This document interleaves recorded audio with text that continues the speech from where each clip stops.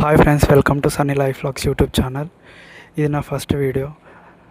Hello friends, మేము రీసెంట్గానే Bhadrachalam trip వెళ్ళాం. నేను ఫస్ట్ టైం భద్రాచలం దర్శనం, రాముల వారి దర్శనం చేసుకోవడం. ఈ ట్రిప్ ఎలా ఉందో మీరు వీడియో చూసి కామెంట్ చేయండి.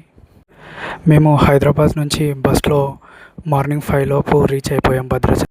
మార్నింగే వెళ్ళడం వల్ల అక్కడ క్లైమేట్ అంతా కూల్ ఉండి చాలా అంటే చాలా బాగుంది. నాకైతే చాలా నచ్చింది భద్రాచలం ఎక్స్పీరియన్స్.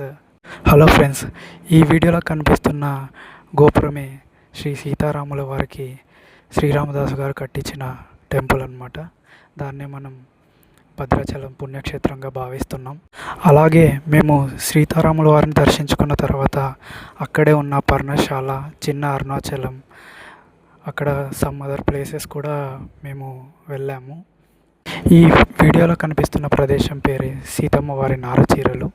ఇక్కడ ప్రతి ఒక్కటి మనం తెలుసుకోవచ్చు.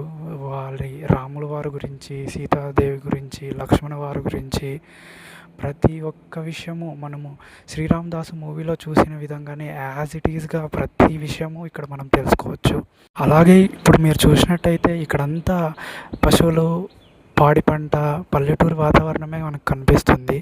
ప్రకృతి అనేది చాలా బాగుంది. ఇక్కడ టెంపుల్ అనేది నైట్ వ్యూ చాలా బాగా కనిపిస్తుంది. లైట్లు, డెకరేషన్స్ అన్నీ ప్రతి ఒక్కటి. హలో అండి, గోదావరి నది దగ్గరికి వచ్చేసాం. గోదావరి నది ఒడ్డు తీరానే పర్ణశాల ఉండేది. సీతారాముల వారు ఇక్కడే నివసించేవారని మనకి తెలుసు. ఈ పర్ణశాలలోనే మనకి మొబైల్ అలో లేకపోవడం వల్ల ఇక్కడ షూట్ చేయలేదు. ఈ పర్ణశాలలోనే సీతారాముల వారు వనవాసము వచ్చినప్పుడు నివసించే ప్రదేశము.